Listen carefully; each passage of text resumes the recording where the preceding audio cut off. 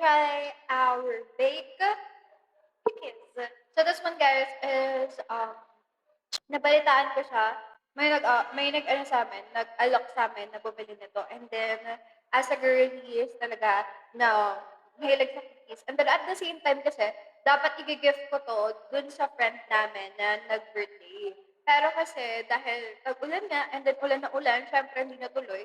So, imumukbang na natin 'to and ita-try natin siya dun sa may gatas. Pero dahil wala akong gatas, sa akin kakaiba kasi sa kape ko na lang siya ilalagay guys. Dahil di na ako nakalabas and hindi na rin ako nakabili ng milk. But this one guys, ayan.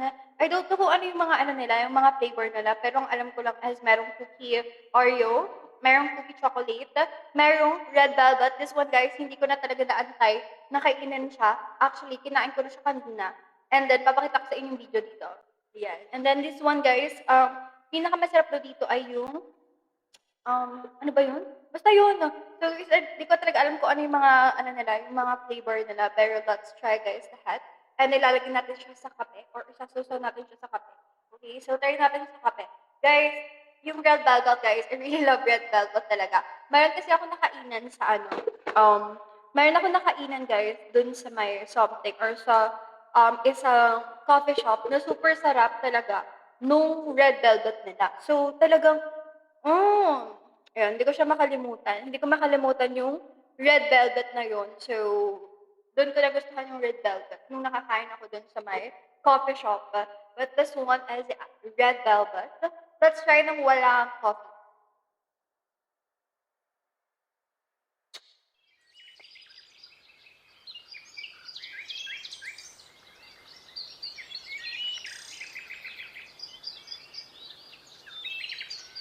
Wait, this kasi guys, dahil natikman ko na to, ang masasabi ko lang is mas na madami yung chocolate. So, dapat siguro bawasan yung white chocolate para mas malasahan yung flavor ng red velvet. Ayan.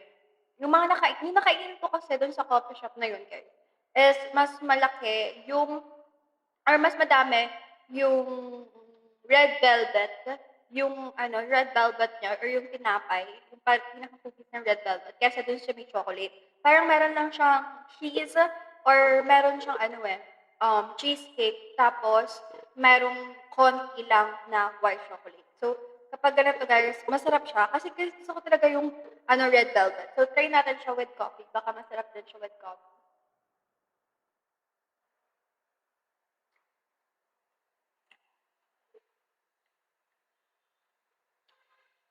Actually, panalo guys.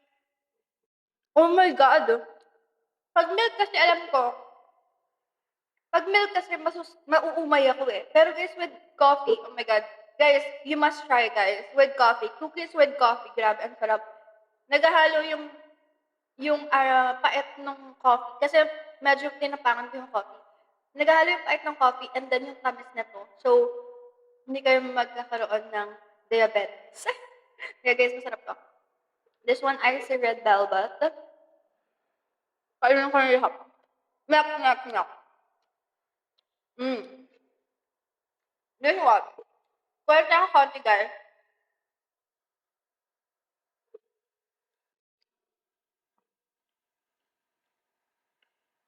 Siguro regular cookies 'to. Alisin muna natin yung ano, last. Let's try walang coffee.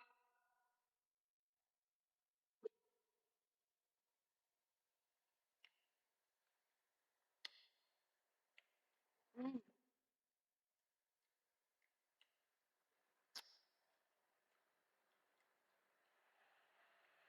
Lasa siyang cookies na yung mga ano na toast na cookies. Yung mga cookies na ready to eat na. Ready to eat. Na yung mga cookies guys na binibili sa market, sa sa mga physical store, gano'n. Pero ito yung version na malambot.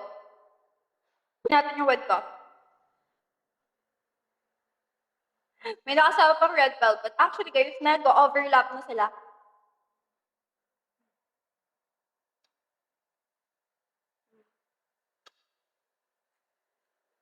Mas good to without coffee. Kasi yung red velvet, mas good siya with coffee. Yung isa, mas good siya without coffee. Pero guys, maliliit ata yung mga chocolate chip niya. Tapos regular cookies. Let's try naman. Ito daw yung masarap eh. Ito daw yung masarap. Sabi ng mga nakatikim. So, kukunin natin yung merong palaman. Ayan, nandito na siya guys. Na ano na siya. Na nadaganan na siya. Ito.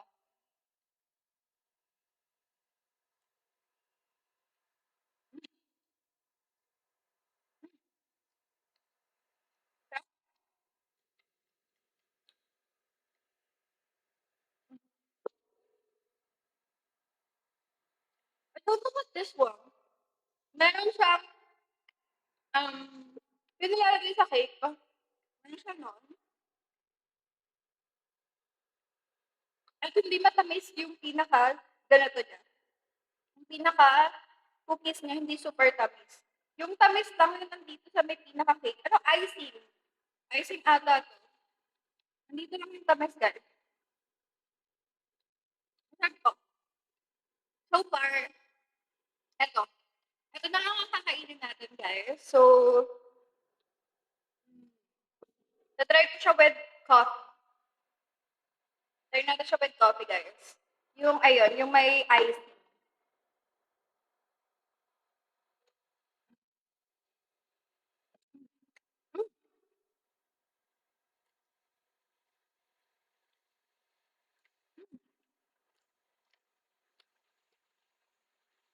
Parang siya naging coffee cake. Ang sarap. Sarap. Good luck talaga sa sugar natin. Let's try this. The chocolate one. Kulang tayo ng konti.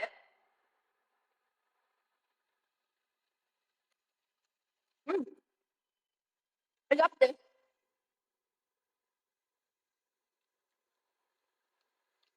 Hindi matamis, guys. Parang siyang brownie. Nandito niya, yung labas niya, matigas. Yung loob niya, napaka-soft. Parang siyang brownie. I bet masarap to sa kape.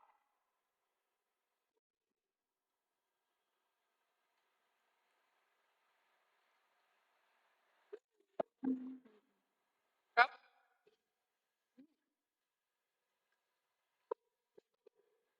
That's the other one. Last one.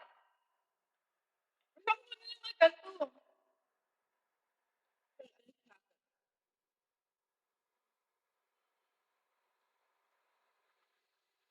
Kuha tayo ng may cookies or may Oreo.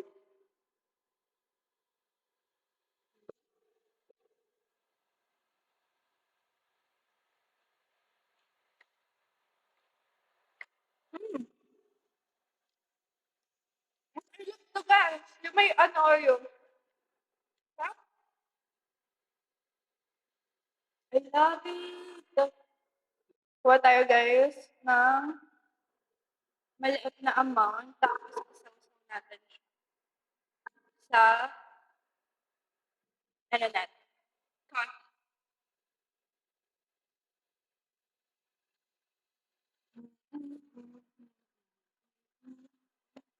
Sarap.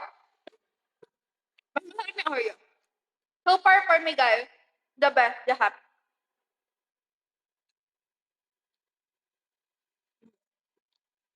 Ang maririnig ko guys is 9/10. Wait lang. Kasi hindi siya super tamis. Ako kasi guys, sweet tooth na kasi ako. Or mahilig talaga ako sa matamis. So, kahit super tamis niyan, hindi ako mauumay. Pero, a lot of this guys, is hindi siya super tamis, hindi overwhelming yung lasa niya. I mean, hindi super um, nag-OA sa sugar, nag-OA sa gatas. Pagkan guys, you must try having this.